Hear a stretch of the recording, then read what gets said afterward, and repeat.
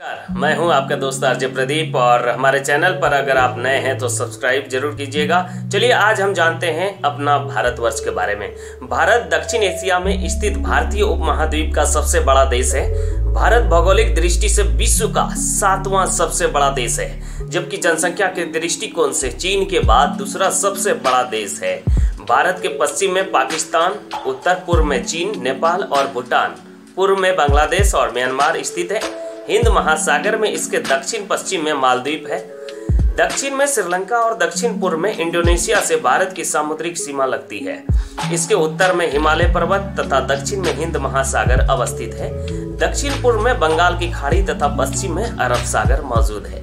भारत का राष्ट्रीय चिन्ह सारनाथ स्थित अशोक स्तंभ की अनुकृति है, जो सारनाथ के संग्रहालय में सुरक्षित है। भारत सरकार ने यह चिन्ह 26 जनवरी 1950 को अपनाया था।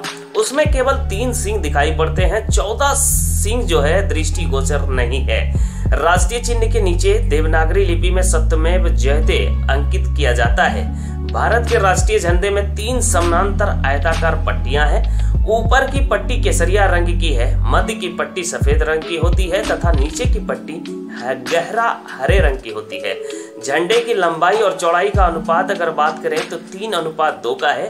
सफेद पट्टी पर चरखे की जगह सारनाथ के सिंह स्तंभ वाले धर्म चक्र अनुकृति अशोक चक्र है, जिसका रंग गहरा नीला है।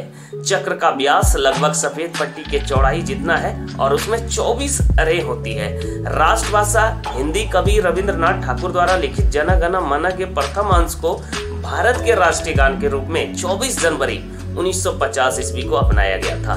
साथ साथ यह भी निर्णय किया गया कि बंकिम चंद्र चटर्जी द्वारा लिखित वंदे मातरम को भी जन गण मन के सम्मान ही दर्जा दिया जाएगा, और दिया भी गया, क्योंकि स्वतंत्रता संग्राम में वंदे मातरम गान जनता का प्रेरणा स्रोत था।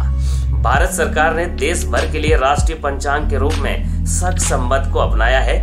इसका प्रथम मास चैत है और वर्ष सामान्यतः 365 दिन का होता है।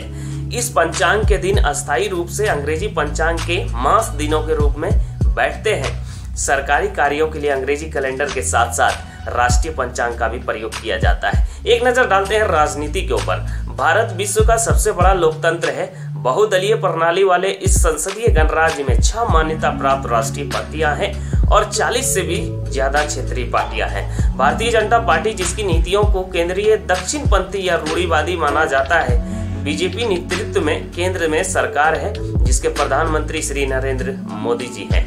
अन्य पार्टियों में सबसे बड़ी भारतीय राष्ट्रीय कांग्रेस है, जिसे भारतीय राजनीति में केंद्र वामपंथी और उदार माना जाता है।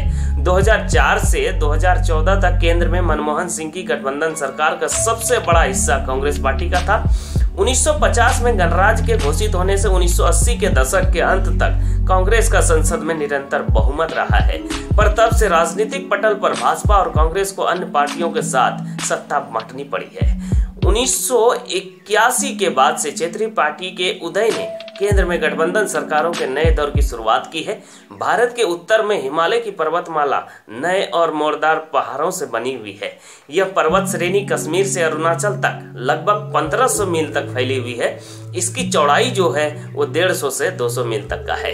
यह संसार की सबसे ऊंची पर्वतमाला है और इसमें अनेक चोटियां 24,000 फुट से भी अधिक ऊंची है। हिमालय की सबसे ऊंची चोटी माउंट एवरेस्ट है, जिसकी ऊंचाई 29,028 फुट है, जो नेपाल में स्थित है। तो आज हमने जाना भारतवर्ष के बारे में और आई होप कि ये वीडियो आप सभी को पसंद आया होगा।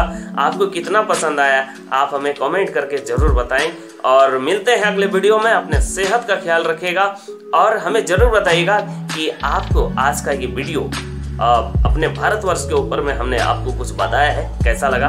हमें रहेगा आपके फीडबैक का इंतजार। तो मिलते हैं अगले वीडियो में। Thank you.